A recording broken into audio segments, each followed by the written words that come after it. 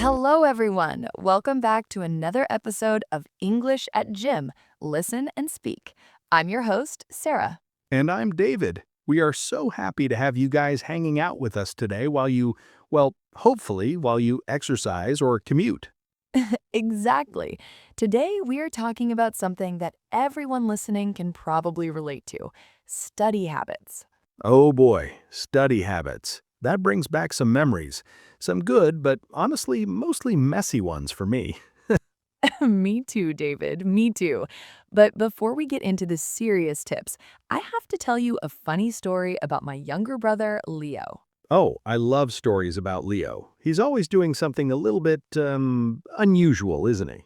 He really is. So, Leo has his final exams at university right now, and he's trying so hard to, hit the books. Wait, Sarah, hit the books. That sounds a bit painful. Can you explain what that means for our friends listening? Of course. When we say hit the books, it just means to begin studying very hard. You aren't actually hitting them with your hands. That's a relief. So Leo was hitting the books, or trying to? Well, he decided he needed a perfect study environment. He went out and bought these really expensive, fancy noise-canceling headphones. Oh, I have a pair of those. They are amazing for blocking out the world, right? Right. So he sits down at the kitchen table, my mom is frying onions, the TV is loud, and my sister is practicing the flute. That sounds like a nightmare for focusing. How could he possibly study in that chaos? Well, he had his headphones on and was looking very serious. He didn't look up for 2 hours. He was totally in the zone. In the zone. That's another good one. It means being completely focused on what you are doing, right? Exactly. When you are in the zone, nothing can distract you. Or so we thought. Wait, did something happen? Don't tell me the headphones didn't work. After 2 hours, my mom went over and tapped him on the shoulder to offer him some snacks. And? Did he jump out of his seat? He took the headphones off and said, "Mom, it's amazing. I can't believe how quiet it is with these on." Well, that's the point of the headphones, Sarah. How is that funny? Because, David, he hadn't even turned the power on. He was just wearing heavy earmuffs for 2 hours. No way. So it was just a placebo effect? He thought it was quiet, so his brain just made it quiet? Exactly. It was a piece of cake for him to focus because he thought the technology was doing the work. A piece of cake. I like that. It means something is very easy to do, like eating a delicious piece of cake. Right. It turns out his study habit wasn't about the noise, it was just about the feeling of being prepared. That is so relatable. I used to do something similar when I was a kid, but it was much weirder than headphones. Oh, now you have to tell me, David, what was your strange study habit? I couldn't study at a desk. I felt too official or nervous. So, where did you go? Not the kitchen table like Leo, I hope. No, I used to crawl under my bed with a flashlight and my history textbook. Under the bed? David, why? Was it like a secret cave of knowledge? Exactly. It was quiet, dark, and no one could bother me. It felt like a little fort. That sounds cozy, actually, but wasn't it hard to read with just a small flashlight? It was. My eyes would get so tired. My mom would find me asleep under there at 10 p.m. every night. So you weren't hitting the books, you were hitting the pillow under your bed. Pretty much. I guess we all have our own quirks when it comes to learning. Quirks, that's a nice word. It means a strange or unusual habit that someone has. Yeah, we all have them, especially when we're trying to learn a language or pass a big test. It's true. It's all about finding what works for you, even if it looks a little bit silly to other people. Definitely. But speaking of silly, I actually tried to cram for a math test once while riding a stationary bike. Wait, cram? Let's explain that to our listeners first. It's a very common word for students. Good catch. To cram means to try and learn a lot of information in a very short amount of time, usually right before an exam. And you tried to do that while exercising? At the gym? I did. I thought, hey, I'll get fit and get smart at the same time. And how did that go? Did you become a genius on a bicycle? Not exactly. I got so into the math problem that I started pedaling faster and faster. Oh no, I can see where this is going. So there I was, pedaling like a crazy person because the math problem was so difficult. I thought my brain needed more oxygen. Oh, David, that's too much. Did you actually fall off the bike in front of everyone? I really did. I flew right off the seat and landed on the floor. People at the gym were just staring at me. That is a cringe-worthy moment for sure. You know, when something is so embarrassing, it makes you feel uncomfortable. Exactly. It was very cringe. But it taught me a big lesson about multitasking. Ah, multitasking. That's a big word. It means trying to do two or more things at the exact same time. Right. And for me, studying and heavy cardio just didn't mix. My brain and my legs couldn't agree on which one to focus on. Well, they say that focus is like a muscle. You have to train it. I used to have a terrible habit of burning the midnight oil. Burning the midnight oil? That sounds like you were living in the 1800s with a lamp. No, it just means staying up very late at night to work or study. I used to stay up until 3 a.m. every night. Wow. 3 a.m.? I can't do that. I'm a morning person. I love to wake up early and get things done. See, I thought I was a night owl, someone who is more active at night, but I realized I was just tired and grumpy the next day. Grumpy. That's a funny word. It means being in a slightly bad mood or easily annoyed because you are tired. Yes, I was very grumpy. I would lose my cool over the smallest things like a broken pencil or a slow computer. To lose your cool means to get angry or lose your patience, right? I definitely do that when my Wi-Fi is slow. Exactly. So I changed my habit. I started using something called the Pomodoro Technique. Have you heard of it? Oh, is that the one named after a tomato? I think Pomodoro is Italian for tomato, isn't it? It is. It's a study method where you work for 25 minutes and then take a short 5-minute break. That sounds much better than studying for 5 hours straight. My brain usually turns to mush after 1 hour. Turns to mush. That's a great way to say your brain feels soft and you can't think clearly anymore. Yeah, it happens to the best of us. But does the 5-minute break really help? Or do you just start scrolling on your phone? Well, that's the catch. A catch is a hidden problem or a trick in a situation. Let me guess. You started looking at cat videos and forgot to go back to studying. You know me too well, David. I would say, I'll just check Instagram for 1 minute and then poof, 30 minutes are gone. We call that falling down a rabbit hole, right? Like Alice in Wonderland. You start one thing and end up somewhere totally different. Yes, falling down a rabbit hole is when you get so distracted by something online that you lose track of time. It's so easy to do. I think social media is the biggest enemy of good study habits these days. It really is. I actually had to start putting my phone in a different room while I study. Out of sight, out of mind. Out of sight, out of mind. I love that expression. It means if you can't see something, you don't think about it. Exactly. If I can't see my phone, I don't feel the urge to check it. An urge is a very strong feeling that you must do something. I need to try that. Usually my phone is right next to my book, and it pings every 2 minutes with a new notification. Oh, those pings are dangerous. They break your concentration. They really do. And once my concentration is broken, it takes me a long time to get back into the swing of things. To get back into the swing of things means to return to an activity and start doing it well again after a break. Right. It's like a swing at a park. It takes a few pushes to get it moving high again. That's a perfect analogy, David. An analogy is a way of comparing two things to explain an idea. Thanks, I'm trying. But some people say they study better with music. What do you think about that? It's a toss-up for me.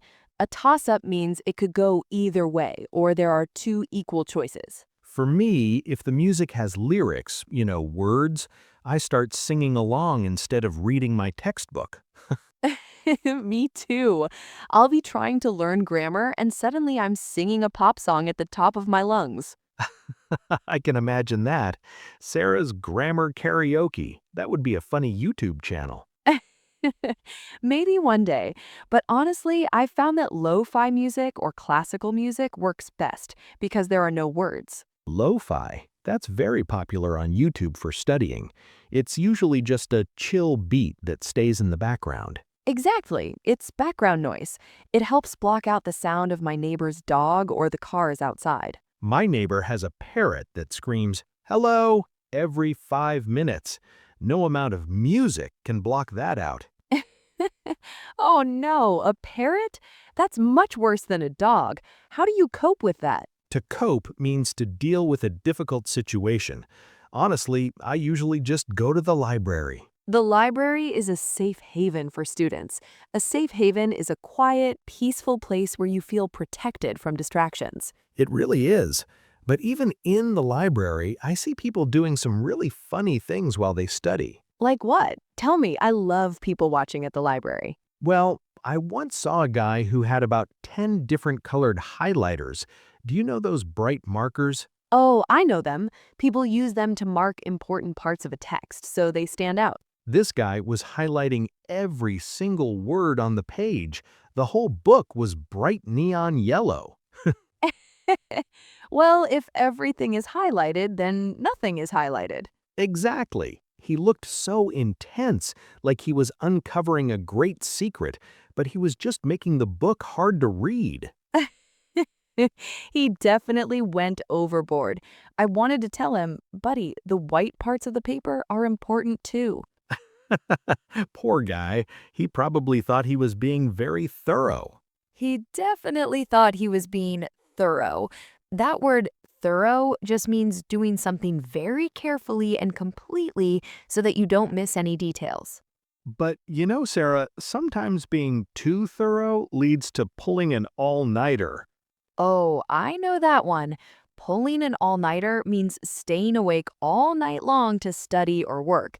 I think every student has done that at least once. I did it once in college for a history final. I drank so much coffee that my hands were actually shaking. Oh no, you had the coffee jitters. Did it actually help you pass the test, or was it a disaster? Well, I got to the exam hall at 8 a.m. I felt like a zombie, like I was half dead and walking in a dream. I know the feeling. We call that feeling groggy. It means being weak and unable to think clearly because you really need sleep. Exactly. I sat down, opened the test paper, and Sarah, I completely drew a blank. Drew a blank? That is a scary expression for a student. It means you completely forgot everything you studied, right? Everything. My mind was just empty, like a whiteboard that someone had wiped clean with a sponge. Oh, that is the worst feeling in the world. What did you do? Did you just stare at the paper and cry? Well, I started writing my name, but then my eyes started getting really heavy, and the next thing I knew, Wait, David, don't tell me. Did you actually fall asleep during the exam? I really did. I woke up because I heard a loud thud. It was the sound of my own head hitting the wooden desk. Oh my goodness, that is so embarrassing. Did the teacher say anything to you? The professor just walked over very slowly, tapped on my desk, and whispered, "The French Revolution is over, David. You can go home now." The French Revolution is over. That is hilarious. At least your professor had a good sense of humor about it. He did, but I felt so ashamed.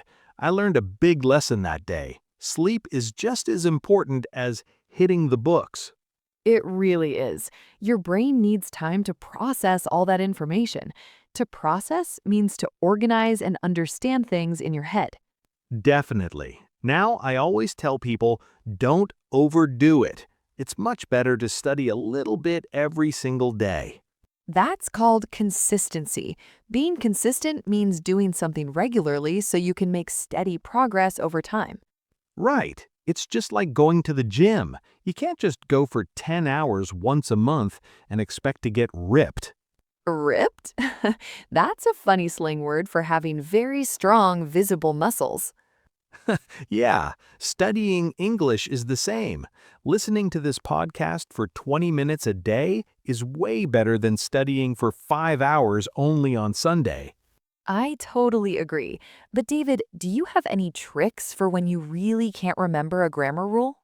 Well, I usually try to explain it to someone else. But what about you? You said you have a wacky habit. Oh, it's a bit wacky, which means strange or crazy. I actually sit down and talk to my cat Luna. You talk to Luna about English grammar? Does she give you good advice or does she just meow? She doesn't say much. She mostly just looks at me like I've lost my marbles. Lost your marbles. That's a funny idiom for going crazy or losing your mind. I love that one. Maybe I have, but explaining a difficult topic to someone else, even a cat, helps you understand it better yourself. Oh, I've heard of that. It's a real study technique. If you can explain it simply, then you really know your stuff. Know your stuff. I like that. It means to be an expert or very knowledgeable about a specific subject. So if I can explain the present perfect tense to my neighbor's parrot, then I really know it? Exactly. If the parrot can say, I have been to London, then you are a great teacher, David. Yeah, I think the parrot would just scream, hello, again. But it's a good rule of thumb to have. Rule of thumb. That's a classic expression. It means a general or practical rule that is based on experience, not exact science. Yeah, my rule of thumb is, if I can't explain a concept to a 10-year-old, I don't understand it well enough yet. That's a very humbling way to look at it. Humbling means something that makes you realize you still have a lot to learn. True, learning a language is very humbling. Sometimes I want to say something profound, something very deep and meaningful. But you only have the vocabulary of a toddler. I feel that way every time I try to speak a new language. Exactly. I like apple. Apple is red. That's not very profound, is it? But hey, you have to crawl before you can walk. Crawl before you can walk. That's a great one. It means you must learn the basic skills before you can do something difficult. Right. And part of that is having a growth mindset. Have you heard people talking about that lately? I have. A growth mindset is the belief that you can always get better if you put in the work and stay positive. Put in the work. That's simple enough. It just means making a real effort and spending time to achieve a goal. It's not about being born smart. It's about being resilient when things get tough or confusing. Resilient. That's a powerful word. It means being able to bounce back or recover quickly from a mistake or a failure. Like when you draw a blank during an exam, you just have to shake it off and keep trying the next day. Shake it off, like that famous song? It means to not let a problem or a mistake bother you or stop you. Exactly. Just shake off the stress and keep moving forward. So, David, we've talked about Leo's headphones and your under the bed fort. Yeah, those were some heavy memories. But Sarah, there's a more gentle way to study too. Are you talking about immersion? That's a big word that language learners hear all the time. It is. Can you explain immersion to our friends listening? It's such a game changer. Immersion means surrounding yourself with the language as much as possible, like listening to this podcast. Or watching movies without subtitles. I remember my first time doing that, I had no clue what was happening. No clue. That means having no idea or understanding at all. You were just totally lost? Completely. I was just watching the actors' faces and nodding my head like I understood. We've all been there. It's just a natural part of the learning curve. Learning curve. That's a good one. It refers to the time and effort it takes to gain a new skill. Sometimes the curve is steep, meaning it feels very difficult at the start, but you have to stick with it. Stick with it means to continue doing something even when it's hard or even a bit boring. Like learning those irregular verbs. Oh, those are the worst part of English grammar, right? Oh, tell me about it. They really get on my nerves sometimes. Get on my nerves means something is making you feel really annoyed or frustrated. But then one day you finally get the hang of it and it feels amazing. Get the hang of it means to finally understand how to do something after a lot of practice. It's like a light bulb moment, when everything suddenly clicks in your head? Yes, a light bulb moment is that sudden feeling of clear understanding. I love those. Me too. They make all the blood, sweat, and tears of studying feel worth it. Blood, sweat, and tears. David, you are being so dramatic today. Well, it just means working very hard and putting in a lot of effort over a long time. It's true. Learning a language is definitely a marathon, not a sprint. Oh, I like that. It means it's a long process, and you shouldn't try to finish it too quickly. Exactly. You need to pace yourself so you don't get tired and quit too early. Pace yourself. That means to do something at a steady speed that you can keep up. So, for our friends listening, what's the one big takeaway from today's talk? A takeaway is an important piece of information or a lesson you learn from an experience. For me, the takeaway is find a study habit that makes you happy, even if it's a bit wacky. And for me, it's don't beat yourself up if you make a mistake or forget a word. Beat yourself up means to be too self-critical or blame yourself too much for something. Yeah, just go with the flow and enjoy the journey of learning. Go with the flow means to be relaxed and accept things as they happen. That's a great tip. Well, Sarah, I think we've covered a lot of ground in this episode. Covered a lot of ground means we have discussed many different things today. We really have, from cramming for tests to parrots and hitting the books. And falling asleep in your history exam, I think that's my favorite part. Oh, I'll never live that down. My desk probably still has a dent from my head. To never live something down means people will always remember your embarrassing story. I know, I know. Anyway, thank you guys so much for joining us today on English at Gym. We really hope these tips and stories help you stay the course with your English studies. Stay the course means to continue doing something until it's finished, even if it's difficult. If you enjoyed this conversation, please give us a thumbs up and subscribe to the channel. And please leave a comment below. We want to know about your quirkiest study habit. Do you study under the bed like David, or do you talk to your pets like I do? We really want to hear from you. Every story helps our community grow stronger. It's true. We are all in the same boat when it comes to learning. In the same boat. That means we're all in the same situation, facing the same challenges. Learning is always better when we do it together. It makes it less daunting. Daunting. That's a good one. It means something that feels a bit scary or overwhelming. Exactly. But with a growth mindset, nothing is too daunting to handle. Well, I think it's time for me to go hit the books myself, or maybe just hit the gym. Or maybe just hit the snooze button for a quick nap. You read my mind, Sarah. I think I need to recharge my batteries. Recharge your batteries means to rest so you can get your energy back. Exactly. Thanks again for listening to English at Gym. Listen and speak. We'll see you in the next episode. Keep practicing and stay positive. Take care of yourselves, everyone. See you soon. Goodbye. Bye-bye.